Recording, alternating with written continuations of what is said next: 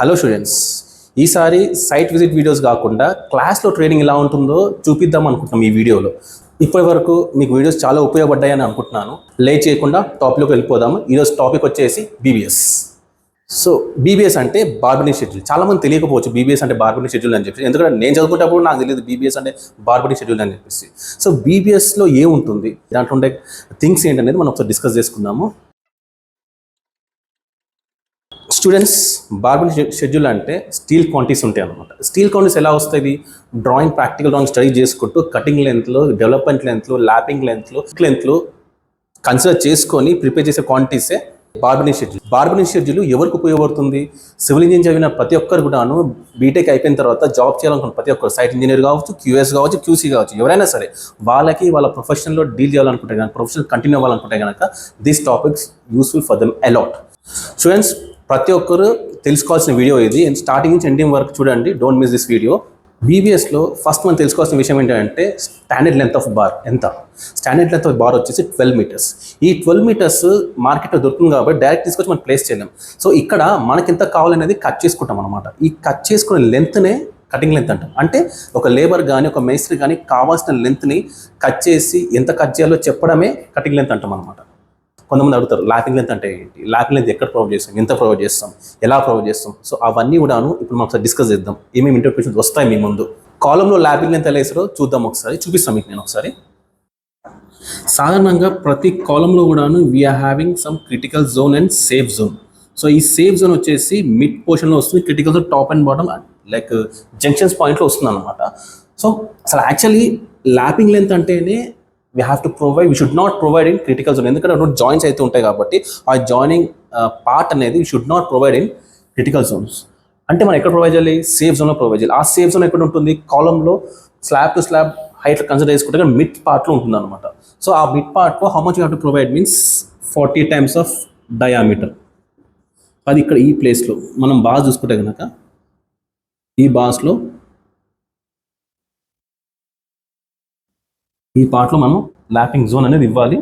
So ఇక్కడ మీరు ఒకటి అబ్జర్వ్ చేయాలి ఏంటంటే, నేను ఇక్కడ స్టాగర్గా ఒకటే లెవెల్లో గీయలేదు, స్టాగర్గా ఇచ్చాను. ఎందుకంటే ఫస్ట్ ఆఫ్ ఆల్ ల్యాపింగ్ అనేది వీక్ ఉంటుంది కాబట్టి క్రిటికల్ జోన్లో ఇవ్వదని చెప్పాను. అట్ ది సేమ్ టైం అదే ల్యాపింగ్ని ఒకటే ప్లేస్లో ఇవ్వకూడదు, we have to provide in స్టాగర్గా ఇవ్వాలి. దట్టు ఆ స్టాగర్ కూడా మనం ఏంటంటే ఆ ల్యాపింగ్ అనేది ఎంత ఇవ్వాలి? 40 times ఆఫ్ డయామీటర్. సో ఇక్కడ ఒక మీకు పాయింట్ చెప్పాలి ఏంటంటే, ఈ ల్యాపింగ్ లెంత్ అనేది కాంక్రీట్ గ్రేడ్ బట్టి కూడా మారుతుంది. ఇప్పుడు మన డౌట్ వస్తుంది అనమాట, సార్ మరి కాంక్రీట్ బట్టి కూడా మారే అవకాశం ఉంటుంది. డెఫినెట్గా ఉంటుంది. కాంక్రీట్ గ్రేడ్ బట్టి కూడాను మనకి మారుతుంది.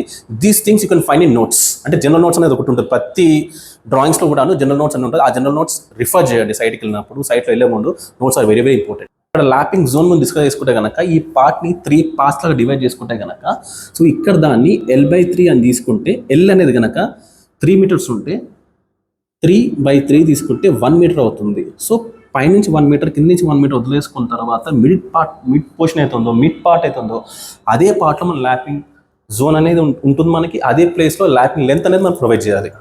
ఇప్పుడు వరకు మనం కాలం కూడా డిస్కస్ చేస్తాము. నెక్స్ట్ బీమ్స్ ఎలా ఉంటుంది, బీమ్స్ ల్యాపింగ్ లెంత్ ఎలా ఉంటుంది, ల్యాపింగ్ జోన్ ఎక్కడ ఉంటుంది డిస్కస్ చేస్తాము.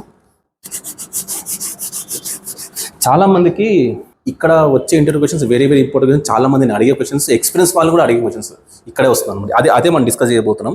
That is lapping zone in beams. అంటే కేవలం ఫ్రెషర్కి సంబంధించిందే కాదు, ఎక్స్పీరియన్స్ వాళ్ళకి కూడా సంబంధించింది చెప్పాలంటే. ఎందుకంటే బీమ్ అనేది సాధారణంగా బిల్డింగ్లో చూసుకుంటే బీమ్ అనేది 12 meters ఉండొచ్చు, 12 meters లోపల కూడా ఉండొచ్చు. 12 meters దాటినప్పుడే ల్యాపింగ్ అనే క్వశ్చన్ వస్తుంది మనకి. ల్యాపింగ్ అనే పాయింట్ వస్తుంది. 12 meters రాకపోతే కనుక అందులోనే మనం పెట్టేసుకుంటాం, అసలు పాయింటే రాదు. కానీ 12 meters దాటినప్పుడు ఎక్కడ ఇవ్వాలి, ఎంత ఇవ్వాలి. ఎందుకంటే నేను చెప్తున్నాను స్టూడెంట్స్, కొంతమంది నేను ఇంటర్వ్యూ చేసినప్పుడు చెప్తుంటాను అనమాట. నేను అడుగుతుంటాను వాళ్ళు ల్యాపింగ్ జోన్ ఎక్కడ ఇవ్వాలి అంటే, వాళ్ళకి సింపుల్ ఒకటే మాట అంటారు ఏంటంటే, ఎక్కడ బార్ అయిపోతుందో అక్కడ ఇస్తాం సార్ అంటారు. Is that right? నో. ఎక్కడ బార్ అయిపోతుందో ఇవ్వాల్సింది కాదు, ఎక్కడ సేఫ్ జోనో అక్కడ ఇవ్వాలి మనం. ఎందుకంటే బార్ అయిపోయేది నీకు క్రిటికల్ జోన్ కూడా ఆగిపోవచ్చు, అంత మాత్రం మనం అక్కడ ఇవ్వలేము. ఎక్కడ సేఫ్ జోన్ ఉంటుందో అక్కడ మనం కట్ చేసుకుని ఆ ప్లేస్లో మనం ల్యాపింగ్ జోన్ ఇవ్వాలి. ఆ ల్యాపింగ్ జోన్ ఎక్కడ అనేది బీమ్స్లో డిస్కస్ చేద్దాం.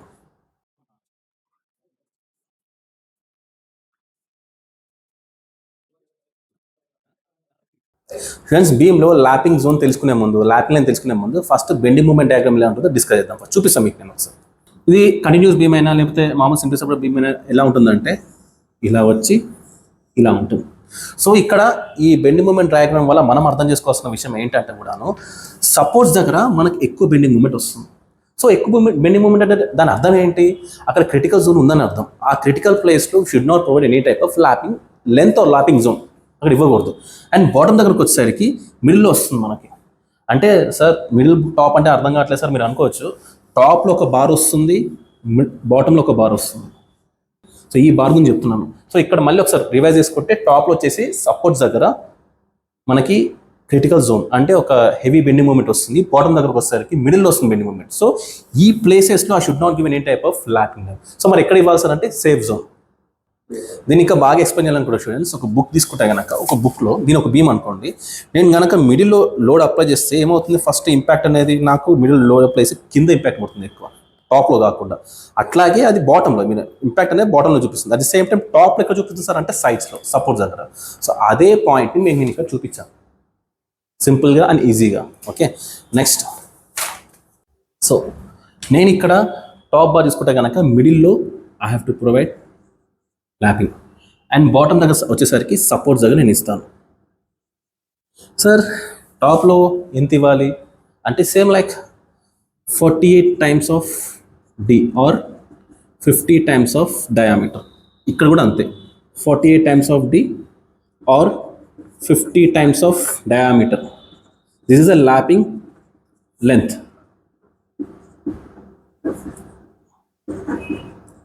Lapping length. Okay so students ఇక్కడ బాటమ్ చూసుకుంటే కనుక L/4 డిస్టెన్స్లో you have to provide lapping zone. Top చూసుకుంటే కనుక L/3 డిస్టెన్స్లో మిడిల్లో మనము L/3 డిస్టెన్స్ చేసుకుని మిడ్ పార్ట్లో మనం ఇవ్వాలి. అంటే this is L/3 L/3 L/3. ఈ L/3 పొజిషన్లో you have to provide lapping zone. Bottom దగ్గర వచ్చేసరికి L/4 సో 4 పార్ట్ డివైడ్ చేసుకుంటే కనుక ఈ సపోర్ట్స్ దగ్గరనే we have to provide lapping length and length వచ్చేసి 50 టైమ్స్ ఆఫ్ డి తీసుకోవచ్చు. స్టూడెంట్స్ ఇప్పుడు మనం ఈ బీమ్స్కి top bar bottom bar lapping length గురించి మాట్లాడుకున్నాం, ల్యాపింగ్ జోన్ గురించి మాట్లాడుకున్నాము. కానీ ఈ బీమ్ని టై చేయడానికి అంటే హోల్డ్ చేయడానికి we are using stirrups. Okay stirrups and ties. చాలా మందికి స్టిరప్స్కి టైస్కి డిఫరెన్స్ అయింది సార్, రెండు సేమ్ అని అనుకుంటారు. స్టిరప్స్ అనేది బీమ్కి వాడతాము, టైస్ అనేది కాలమ్ అంట, దాన్ని లాటరల్ టైస్ అంటాం అనమాట. దానికి దీనికి ఒక కామన్ థింగ్ ఉంది, దట్ ఈస్ హుక్. ఈ హుక్ అనేది ఏంది, హుక్ లెంత్ అంటే ఏంటి, హుక్ లెంత్ ఎంత ఇస్తాం, దట్ వి డిస్కస్. సో ఈ టైస్ కానీ స్టిరప్స్ కానీ మనం 4 బెండ్స్ చేసుకుంటే 6 బెండ్స్ చేసుకుంటాం. అంటే 1 2 3 4 5 బెండ్స్ దాకా ఇస్తాం అనమాట. హుక్ కానీ లేకపోతే స్టిరప్స్ కానీ లేకపోతే టైస్ కానీ 5 టైప్స్ ఆఫ్ బెంచ్ ఇస్తాం అనమాట. ఈ 5 బెంచ్లో లాస్ట్కి వచ్చేసి 2 టైప్స్ ఆఫ్ హుక్స్, 2 హుక్స్ వస్తాయి అనమాట. ప్రతి హుక్ కూడాను వచ్చేసి 9 times of D or 10 times of D length అని మనం తీసుకోవాలి. అది ఎలా ఉంటుందో అసలు చూపిస్తాను. సో స్టూడెంట్స్ ఇప్పుడు హుక్ అనేది చూద్దాం ఒకసారి ఎలా ఉంటుంది అనేది. ఈ లెంత్ అనే దాన్ని మనం హుక్ లెంత్ అంటాం అనమాట. This should be 10 times of D. ఈ లెంత్ అనేది, ఈ లెంత్ని మనం హుక్ లెంత్ అని అంటాం అనమాట. ఈ హుక్ లెంత్ ఎందుకు ప్రొవైడ్ చేస్తామంటే ఎర్త్క్వేక్ లోడ్ వచ్చినప్పుడు అవి విడిపోకుండా హోల్డ్ చేయడానికి మనం హుక్ అనేది ప్రొవైడ్ చేస్తాం. మినిమం ప్రొవిజన్ అనేది SP34 ప్రకారంగా మనకి 10 టైమ్స్ ఆఫ్ డి అనేది హుక్ లెంత్ అని ప్రొవైడ్ చేస్తాం. స్టూడెంట్స్ బీమ్స్ ఒక పాయింట్ మీకు చెప్పాలనుకుంటున్నాను ఏంటంటే, మనం కాలేజ్ చదువుకునే బుక్లో ఉండే నాలెడ్జ్ వేరు, సైట్లో ఉండే వర్క్ నాలెడ్జ్ వేరు. ఎందుకంటే కాలేజ్లో మనం బుక్స్లో ఏముంటుందంటే ఒక కాన్సెప్ట్ ఒకటి ఉంటుంది. బీమ్స్లో స్ట్రక్చర్లో ఇంజనీరింగ్లో నేర్చుకునే పాయింట్ ఏంటంటే బెంట్ అప్ బార్స్ లేదా క్రాక్ బార్స్ మనకు ఉంటాయి. లైక్ అది ఎలా ఉంటుందంటే ఇలా వచ్చి ఇలా పోయి ఇలా వచ్చి ఇలా పోయి ఇలా ఉంటుంది. దీన్ని మనం ఏమంటామంటే bent up bars or crank bars అంటాం. బెంట్ అప్ బార్స్ అంటాం. ఇది వాస్తవంగా మనము డిప్లొమాలో ఉన్నప్పుడు నేర్చుకుంటాం, తెలుసుకుంటాం, చూస్తాం. కానీ నాకు వచ్చిన డౌట్ మీతో షేర్ చేసుకుంటున్నాను. ఇవన్నీ చూస్తాం కాబట్టి సైట్కి వెళ్ళినప్పుడు నాకు ఎక్కడ కూడా కనిపించలేదు బెంట్ అప్ బార్స్ అనేది. సో వాస్తవంగా సైట్లో మనం బెంట్ అప్ బార్స్ అనేది ఇవ్వట్లేదు. అంటే బీమ్స్లో నేను చెప్తాను, బీమ్స్ ఎస్పెషల్లీ. ఆ బెంట్ అప్ బార్స్ ప్లేస్లో as of now everyone is preferring extra bars. అంటే ఏం లేదు, సింపుల్గా ఇవి తీసేస్తే ఈ కనెక్షన్ చేస్తే that is what extra bars. This is top extra bar both and this is bottom extra bar. ఇంతే, మనం అర్థం చేసుకోవాలి. ఇట్లా చాలా పాయింట్స్ ఉంటాయి. ఆ పాయింట్స్ అనేది డిస్కస్ చేసుకోవడానికి, ఆ పాయింట్స్ ఎక్స్ప్లోర్ చేయడానికే మన ట్రైనింగ్ అనేది ఉంది. సో స్టూడెంట్స్, సో ఆ ప్లేస్లో ఎక్స్ట్రా బార్స్ అనేది ఇస్తాం. ఒక్కసారి నేను ఎక్స్ట్రా బార్స్ కాన్సెప్ట్ మీకు చెప్తాను. ఏంటంటే జస్ట్ కమ్ బ్యాక్. మనం ఇక్కడ సపోర్ట్స్ దగ్గర ఎక్స్ట్రా బెండింగ్ మూమెంట్ ఎక్కువ ఉంటుంది కాబట్టి అది క్రిటికల్ జోన్ కాబట్టి అక్కడ మనం ల్యాపింగ్ లెంత్ ఇవ్వద్దు అనుకొని మనము మిడిల్లో ఇస్తున్నాం safe zone, that we understand. So అక్కడ ఎక్స్ట్రా లోడ్స్ వస్తున్నాయి కాబట్టి బెండింగ్ మూమెంట్ ఎక్కువ వస్తుంది కాబట్టి ఆ ప్లేస్లోని we have to provide extra bar. That is the main purpose of providing extra bars in top place, అంటే టాప్ బార్స్లో. బాటమ్ సైడ్ వచ్చేసరికి మనం మిడిల్లో ప్రొవైడ్ చేస్తాం. ఎందుకంటే మిడిల్ ఎందుకు ప్రొవైడ్ చేస్తాం అంటే మిడిల్లో ఎక్కువ లోడ్ వస్తుంది కాబట్టి, ఎక్కడ బెండింగ్ మూమెంట్ వస్తుంది కాబట్టి అక్కడ మనం ఎక్స్ట్రా బార్ అనేది ప్రొవైడ్ చేస్తాం. స్టూడెంట్స్, ఇది స్టూడెంట్స్ బీబీఎస్ సంబంధించిన important interview questions, lapping length, lapping zone discuss చేస్తాను. యాక్చువల్లీ ఏంటంటే నేను ఒక ప్రాబ్లమ్ ఎక్స్ప్లెయిన్ చేసి చూపిద్దాం అనుకున్నాను, కాకపోతే వీడియో అనేది లెంతీ అవుతుందని చెప్పేసి నేను చేయట్లేదు. ఒకవేళ కనుక మీకు ఏదైనా ప్రాబ్లమ్ మీకు కావాలనుకుంటే కనుక కమెంట్ చేయండి. ఆ బీమ్ కావచ్చు, కాలమ్ కావచ్చు, స్లాబ్స్ కావచ్చు, ఎక్స్ప్లెయిన్ చేసి మీకు ఇస్తాను నెక్స్ట్ వీడియోలో. సో గైస్, ఇట్లాగే ప్రాక్టికల్గా ట్రైనింగ్లో డెప్త్గా నేర్చుకోవాలనుకునే వాళ్ళు, లేదా ప్లేస్మెంట్ పొందాలనుకునే వాళ్ళు, లేదా ఎక్స్ప్లోర్ అవ్వాలనుకునే వాళ్ళు అయితే కనుక సో ఇప్పుడే జాయిన్ అవ్వండి. Seats are available. పైన ఉన్న నెంబర్కి మమ్మల్ని కాంటాక్ట్ అవ్వండి. థ్యాంక్ యూ గైస్, మీరు ఇక్కడ చూసారు కాబట్టి మంచి ఇన్ఫర్మేషన్ వచ్చిందని నేను అనుకుంటున్నాను.